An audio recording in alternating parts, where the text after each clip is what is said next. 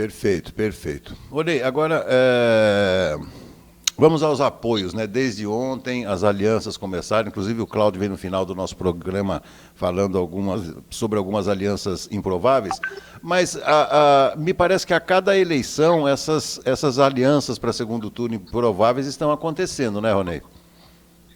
Sim, Beto, estas alianças estão acontecendo, a manifestação de apoio que revela dos atuais governadores uma força maior vinculada ao antipetismo do que ao antibolsonarismo, ou seja, os governadores eleitos eles tendem a se aproximar mais do Bolsonaro do que do Lula e do PT. A minha percepção com relação a estes apoios é que os apoios pessoais dos governadores, do ponto de vista da sua liderança política, não trazem muito resultado para a disputa presidencial.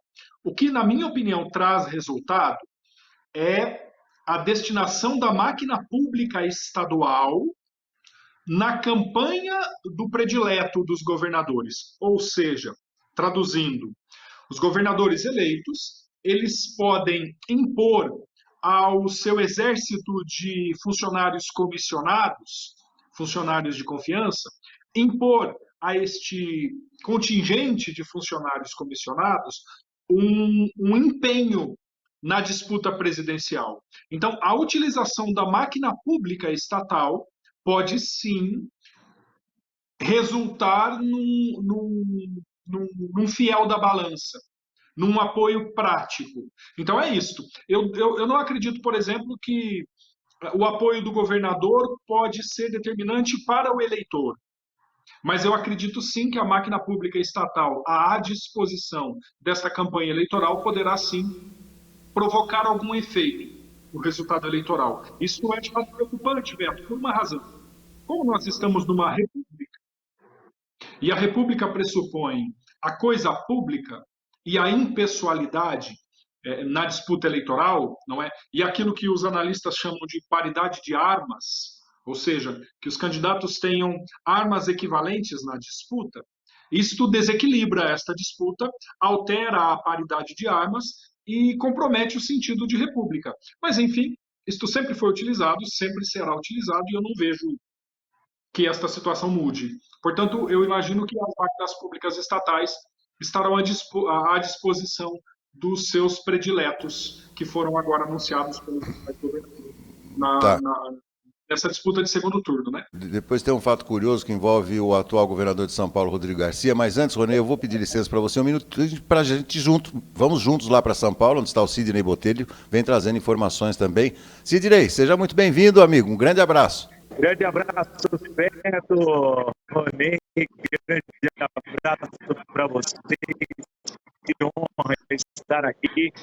Estou no Connect Smart Cities, um evento de cidades inteligentes aqui na cidade de São Paulo, onde estão reunidas as principais personalidades públicas e também do mundo privado para cidades inteligentes. Só a movimentação atrás de mim aqui estavam as palestras, agora aqui já os patrocinadores, os apoiadores, mas pessoas dos órgãos públicos, prefeitos, governadores estiveram presentes nesses 2 dias aqui no São Paulo, no shopping e centro de convenções Frei Caneca. Como o Ronei estava aí, né, Beto? Eu quis fazer essa participação rapidinha para mostrar que as agências que as estão oferecendo demonstram que há também uma forma para a população ter uma habilidade e a locomoção muito mais fácil. Então, São Paulo, volto para Limeira mesmo. Vamos ver se travou ou não. Ô, Sidney, deixa eu pedir para o Ronei, porque foi tema, semanas atrás, exatamente de um comentário dele. Meu caro Ronei, qual é a principal característica de uma cidade inteligente, Ronei?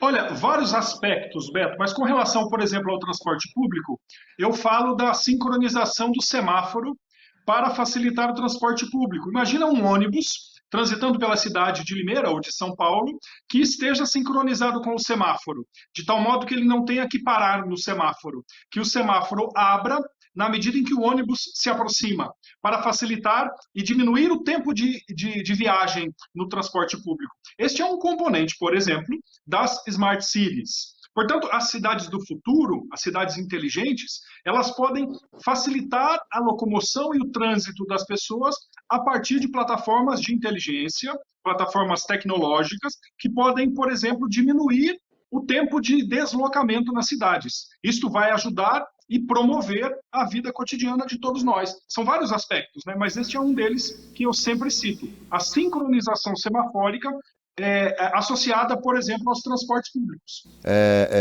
E, Rony, é uma belíssima observação, realmente, né? Semáforos funcionando, que é algo aqui em Limeira a gente briga há tanto tempo, parece que não, nada vai nesse sentido. Bom, vamos voltar então aqui ao nosso assunto, feito aí o registro do Sidney.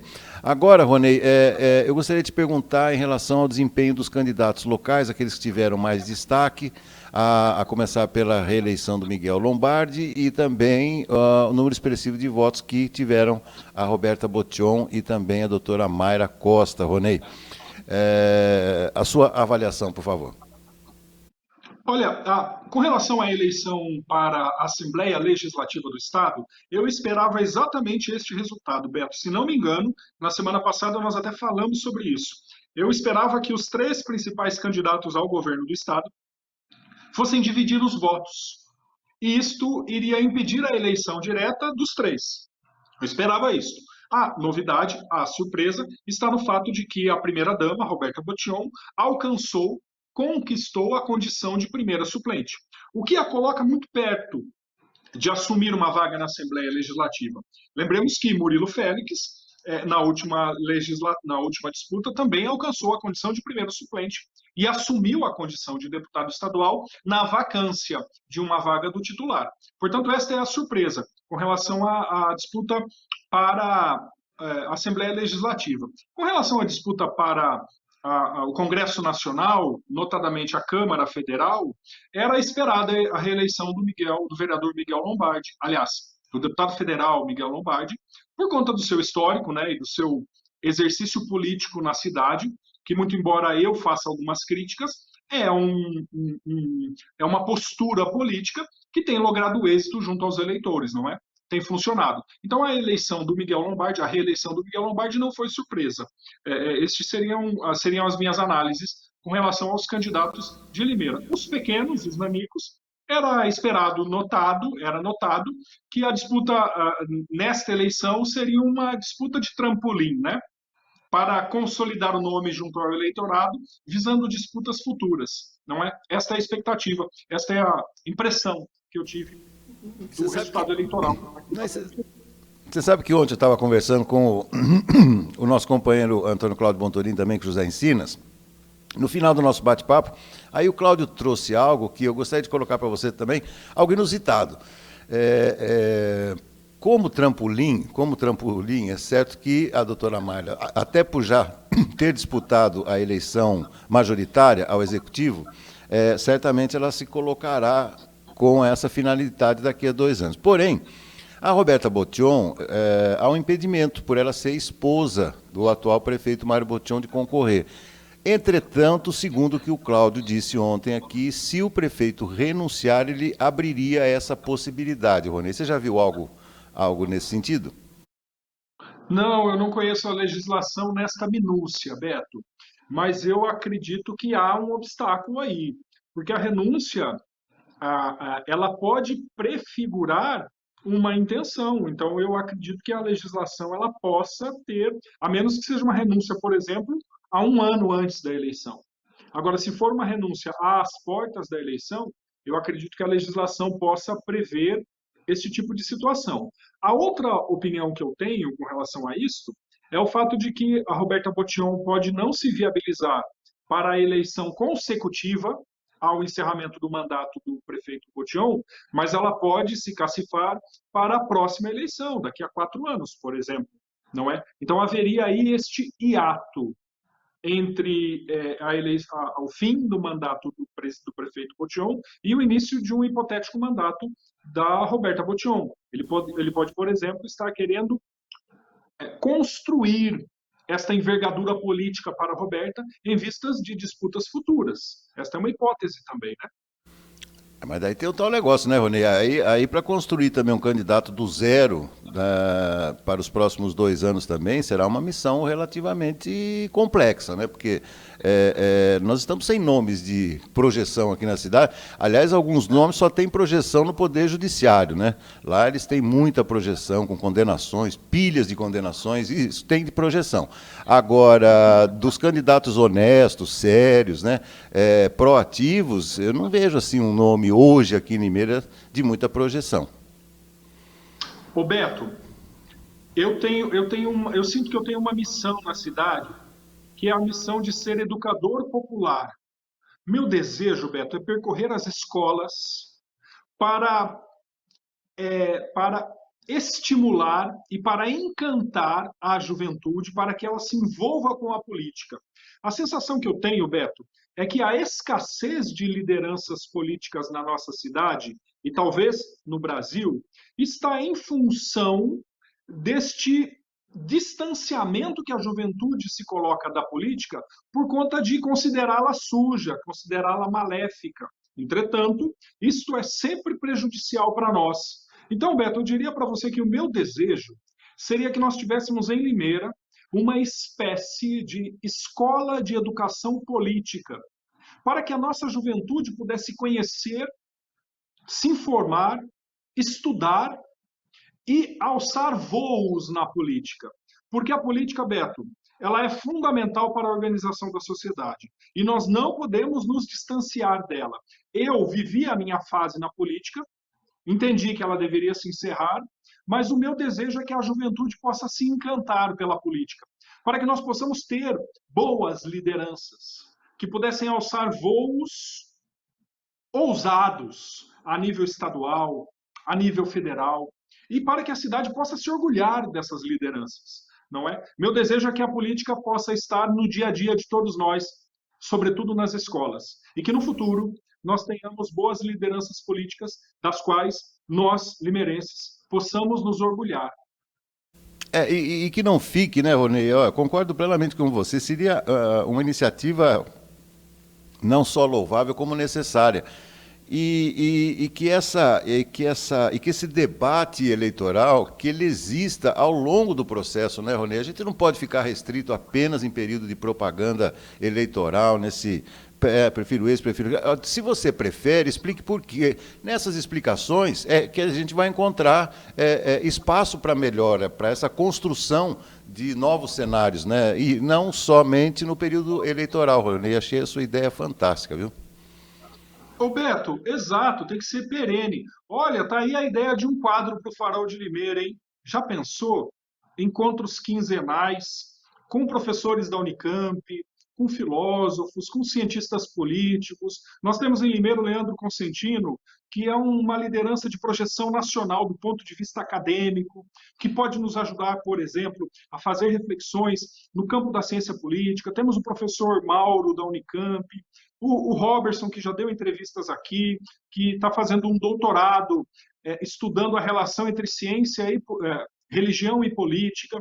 Nós temos muitas pessoas, inclusive na cidade de Limeira, que poderiam nos ajudar com um quadro de educação política, não é? Uma escola de formação política. Talvez nós possamos dar para Limeira uma grande contribuição se pensarmos nisso, hein? Pode ser uma ideia interessante. Bacana, bacana. Olha, até porque eu já comecei a fazer o ponto 1 dessa semana e eu vou abordar no próximo sábado algo que foi identificado por alguns analistas mais isentos, né?